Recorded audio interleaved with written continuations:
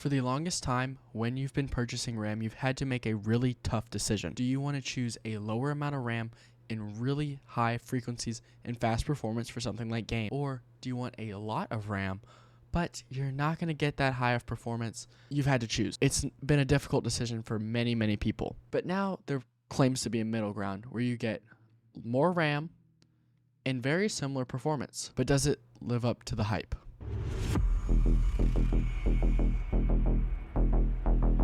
Hey guys, what's going on? It's Chamber here, and today we'll be testing out 48 gigabytes of DDR5 to see how it performs fully overclocked. Before we get any farther into this video, I want to say that I did purchase this kit myself. Team Group didn't send this out to me. I had to pay this with my own money. So if it's bad, I'm going to send it back. But if it's good, I'm going to keep it and I'm going to enjoy it. If you do want to support the channel, you can hit the links down below. You can subscribe to me on Discord or get my PC optimization service and get the most out of your system as well, helping me out, helping you out, getting more frames. 48 gigabytes of RAM is very interesting because a lot of times on DDR5 before a couple months ago, all you saw was 32, 64 gigabyte kits of RAM, which makes sense. A lot of times stuff is in kind of like multiple. So like DDR4, you had 8 gigabyte sticks, 16 gigabyte sticks, and then just a little bit of 32 gigabyte sticks near the end. Nothing really like insane. But with DDR5, this makes it really, really interesting, because this kind of gives it an advantage, especially because it's so fast. Hynix is leading DDR5. I've said this multiple times before, but they're leading the game with 8i on single rank and dual rank, so it's 32 and 64 gigabyte kits. And with their 48 gigabyte kits, they're using MDI again, which was their older kits that were still very, very high in performance. And they're able to get insanely high speeds up to DDR5 8000 on some of their kits. This is a 7200 megahertz kit. This was the cheapest guaranteed Hynix MDI kit that I could purchase. I purchased this one also just because it has no RGB. One thing to also keep in mind when actually looking at these kits is you will see that these kits are a little bit more expensive than the 16 gigabyte kit. So here is the exact same RAM. So they have 7200 CL34. This one is $127 for 32 gigabytes of RAM. Compare that to $195 for 48 gigabyte kits of RAM. Yes, that is expensive. I 100% agree. But for getting high performance and more RAM, you kind of have to accept that it's going to be a little bit more expensive.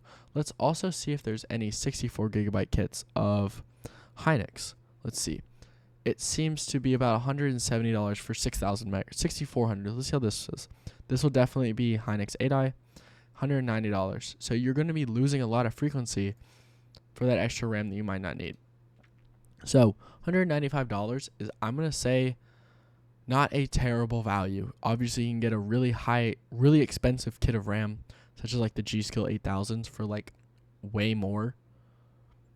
And they're not going to perform as well because these as well have a PMIC thermal pad, which means it helps keep the RAM just a little bit cooler, allowing it not to overheat when overclocked or even on XMP. G-Skill, you need to fix that. But who cares? How does it perform? So both kits were overclocked with a fan to remove the temperature limit. These did have the heat spreader still on just because I might have returned them. But they actually did run very well, even at higher temperatures, like over 55 degrees. They were still running very, very well, having no temperature issues. The 32 gigabyte kit of 8i that I already had was running at 7800 CL36, fully tightened timings. If you're interested in those timings, they are in the DDR5 section of my Discord for the supporters. And then with Hynix MDI, I was running 7600 CL36. There were a couple of timings I had to loosen to continue getting these high frequencies, those mostly being TRFC, which is a refresh cycle timing. This is why you'll see kind of some latency differences, especially later in the video. And then I also had to lower TRTP, which isn't really that big of a deal. I had to loosen it a little bit. Who cares? Performance is still very well, as you'll see very soon. The rest of the specs of my system, pretty basic. 1300K fully overclocked, 5.7 on the P cores, 4.4 on the E cores, 4.9 on the ring with hyper-threading disabled just because it gives me a little bit higher performance. The GPU is my RTX 4090 running at over 3 gigahertz with overclocked VRAM. I decided to do a mixture of single player and multiplayer games, single player games being in competitive settings, single and multiplayer games being at all maxed out, like our ray tracing if possible, or default settings depending on the game. All benchmarks are done at 1080p. I know, why am I doing 1080p? Well, first of all, I have a 1080p monitor, And I really wanted to allow there to be a CPU bottleneck. That's really what I was focusing on, allowing that RAM to actually help instead of this being a GPU benchmark, which wouldn't have mattered. Before we fully get into the benchmarks though, I do want you to hit that like button down below, subscribe if you haven't already, and leave a comment down below telling me what kind of RAM you have right now. But let's get into the benchmarks. Starting off here with the benchmarks, we obviously have to include our synthetics. So we have our Intel memory latency checker bandwidth. This is the latest version of IMLC, by the way. And as you can see, 32 gigabytes of RAM has about 2.7% higher bandwidth, which isn't that much, especially because that doesn't really scale in a lot of games. But you are getting higher bandwidth. So if you're in a bandwidth limited scenario, some games are, some specific professional workloads are as well. So if you are a bandwidth hungry user, 32 gigabytes is still faster. Latency is another win for 32 gigabytes. You're getting about 3.7% lower latency. This is really just because of the higher frequencies and also the lower TRFC. Those two timings really do affect your latency. But for DDR5, most of the time, below like 50 nanoseconds, you're really not getting any benefits. But obviously, the lower the latency, obviously it's going to be slightly better if it does scale past that point. But what it's looking like right now is as long as you're not running out of memory, 32 gigabytes is going to be faster. But now we actually have to look at games. Speaking of games, here's a game nobody actually plays, Riftbreaker, but it is a pretty good CPU test. This is with default DirectX 11 benchmarks, 1080p, and 32 gigabyte wins significantly in the 1% and 0.1% lows. The averages are the exact same, but if I gave someone the exact same system with these two comparisons of RAM, you would actually be noticing a smoother experience on 32 gigabytes. Just because those lows are higher, it will feel like a smoother gaming experience. So another win for 32 gigabytes. Now on to Shadow of the Tomb Raider. You could call this a technical win for 32 gigabytes, but genuinely, this is a tie. It's a single player game. This is running at like the highest preset, and oh no, you lose 5 FPS for an extra 12 gigabytes or 16 gigabytes of RAM. Oh no, and 3 FPS on the lows. Whatever shall I do? It's the same thing. This is the exact same result. You will notice zero difference between these two. And now for a new game, actually, Forza Horizon 5. And you are getting the exact same FPS. If you really want to be picky and a whatever you are, latency addict, oh, I'm getting one less FPS. It's 240 plus FPS. Who actually cares? This was with maxed out settings, so like the highest preset. I will say this game does look very, very good when you set it to Ultra. If you are playing this game, set it to Ultra. Who cares about the FPS at that point? It's a single player game, but man, does it look good. Now we have CyberPunk. The averages are the exact same. The max FPS is pretty close within each other. The same thing with the minimum FPS, their margin of error. I'm very interested to see what the new CyberPunk 2.0 update does to this game. Maybe it will bring some optimizations to path tracing, which is what I used here. So the highest preset, obviously no DLSS. I'm not into fake frames around here, but I'm very interested to see if they bring any optimizations or just increase the demand and image quality of the game, because this game does look very good when you enable path tracing. It's just the performance isn't that great. But for a single player ray tracing heavy game, the RAM doesn't really matter as much. The speed is already so high that you can't really notice a difference. Next up, we have SpiderMan Remastered, and this is a tie. Oh, like they trade places 1 to 2 FPS on each side. This is the same gaming experience. Spider-Man, this is with ultra ray tracing. So ray tracing kind of evens out the playing field, I've found. But next up, we have Starfield, which is a very interesting conversation to look at and see how does newer titles perform now.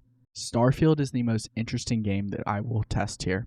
This is a game I generally retested multiple times. I thought that I had hyperthreading enabled and disabled. I thought that's what I was comparing. No, 32 gigabytes is significantly slower.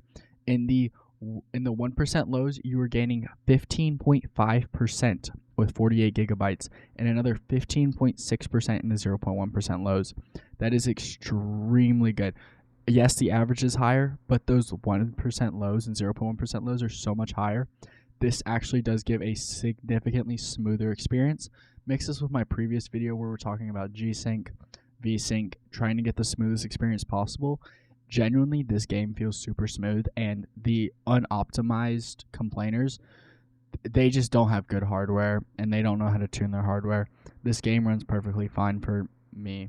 And this was at the ultra preset with no upscaling. 1080p, I know, but that's what the monitor I have right now. This game does run very, very well in my opinion. But if they do actually add some more optimizations, obviously that's good. The higher the FPS is for everyone, the more everyone can enjoy the game. Now on to Rainbow Six, Siege.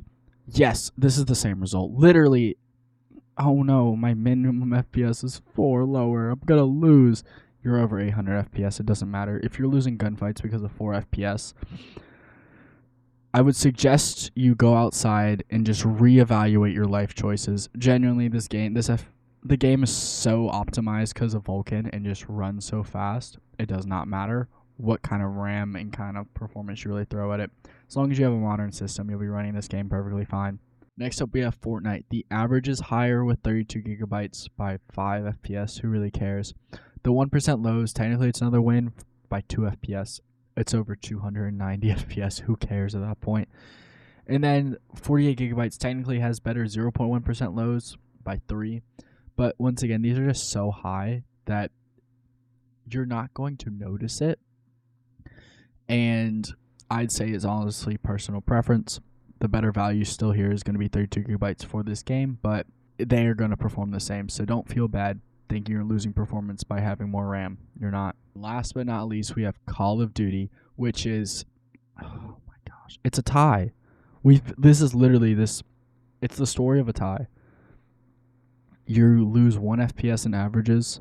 This benchmark's super consistent too. You can rerun it multiple times and get basically the same results.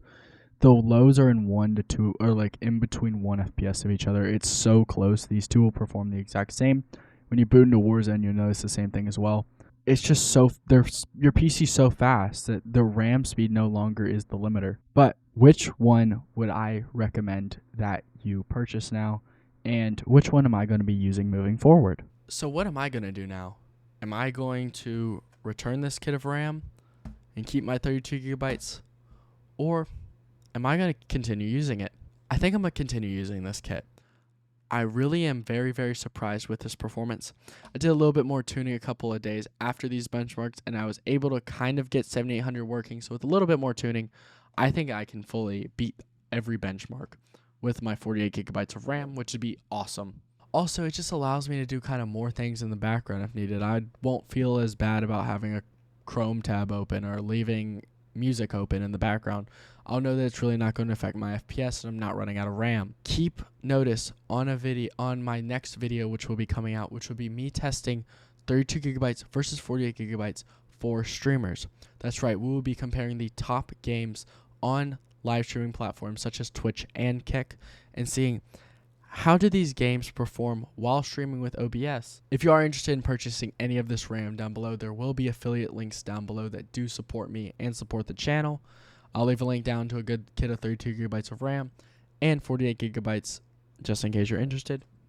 But I hope you guys have enjoyed. Hit that like button down below. Subscribe if you have not already. I'll see you guys later. Peace.